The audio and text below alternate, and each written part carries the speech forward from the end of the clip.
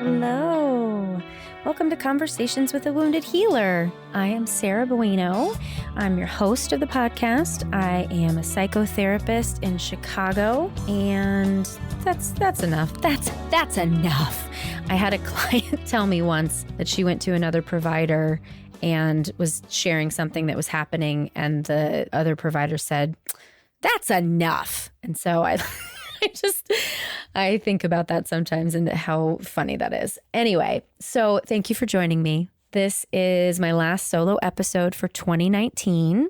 And this has been such a hard year. And I said this last year, and I was so hopeful that 2019 was going to bring me something very different. And I got to say, in reflecting on the whole year, the beginning of the year was very transformative. And I felt like I was able to get back on my feet after some really tough stuff happened. And then this fall, everything fell apart. And I found that previously in my life, I was the one causing a lot of the drama that was going on. And I felt so responsible, like, oh, I chose this relationship, or, I decided to make these choices at work, and that's why these things are happening. And with that responsibility came this sense of control. Then maybe that I have, because if I don't make those choices, if I make quote unquote good choices, then that means everything will be fine.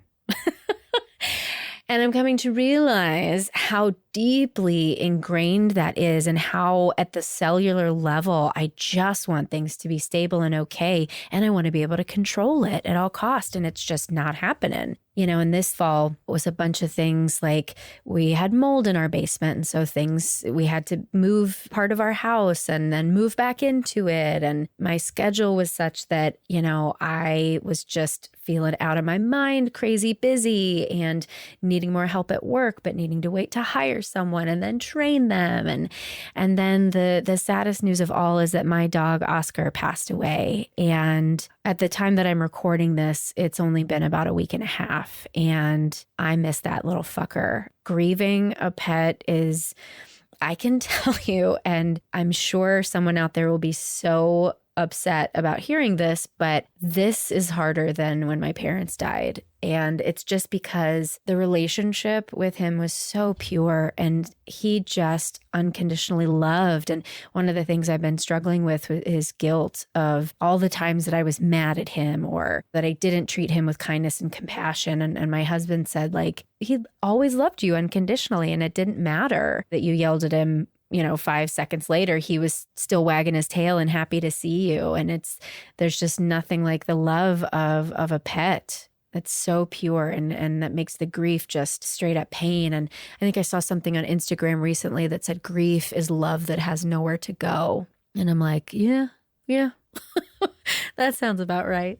And then the other realization that I've had about the past few months is, y'all have heard me talk about NARM a trillion times already, because I'm obsessed with it, and in the training process, and also receiving the therapy. And what I finally recognized the other day, which is so funny, I was like, oh, I am doing trauma work right now on myself. And how destabilizing that is. And part of what's happening for me is, as I feel like I'm really getting to these deeper layers of the conditioning from my childhood, right? And NARM talks about it as survival styles, these ways that we figure out how to survive based on what we've been through in our early life. And one of my survival styles is perfectionism. And I can just tell you that I'm being called right now to let that go.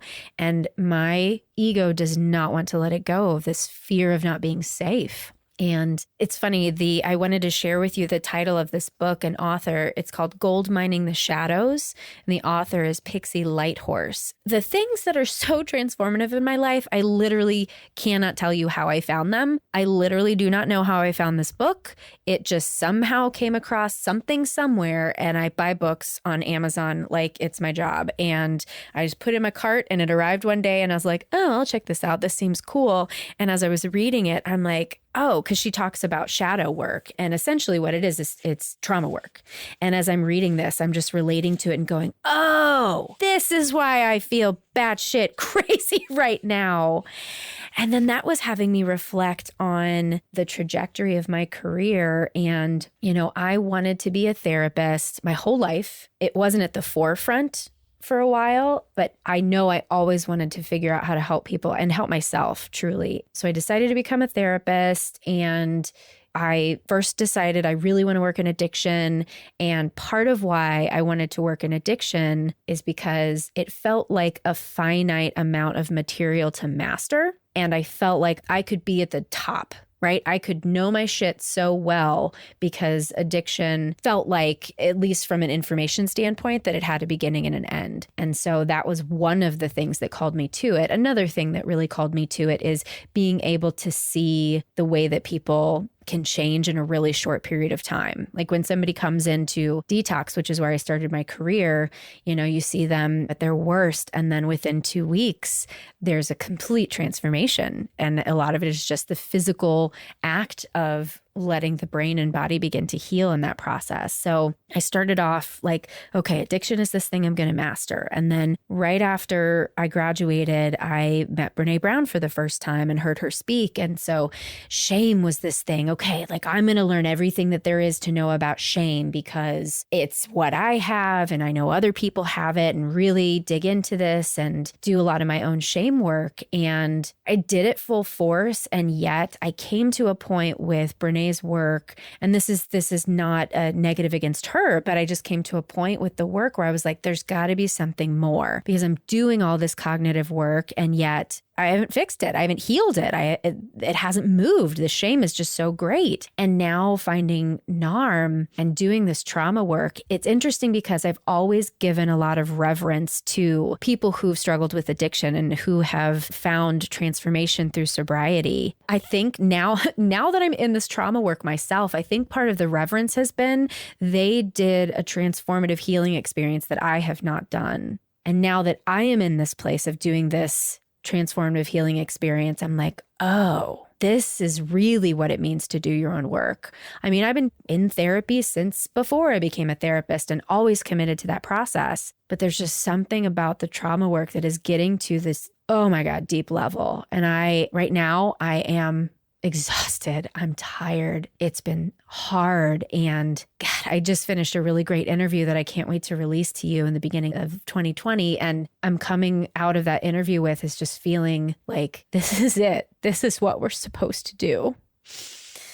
And I'm feeling very grateful.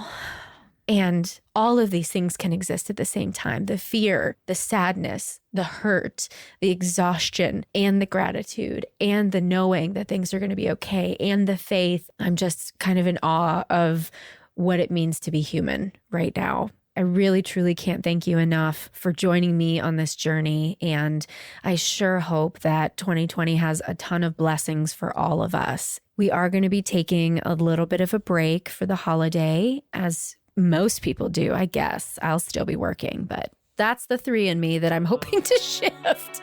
Lord almighty. Okay. But we are going to be taking a little bit of a break for several weeks, but I just really appreciate you joining me on this journey. And I can't wait for all of the exciting things that are going to happen in 2020. So thank you, as always, to the Creative Imposter Studios for editing, to Liam O'Donnell for our album art, and to Ben Mueller for our theme music. You can find us anywhere that you listen to podcasts or www.headhearttherapy.com/podcast. Until next time, bye-bye.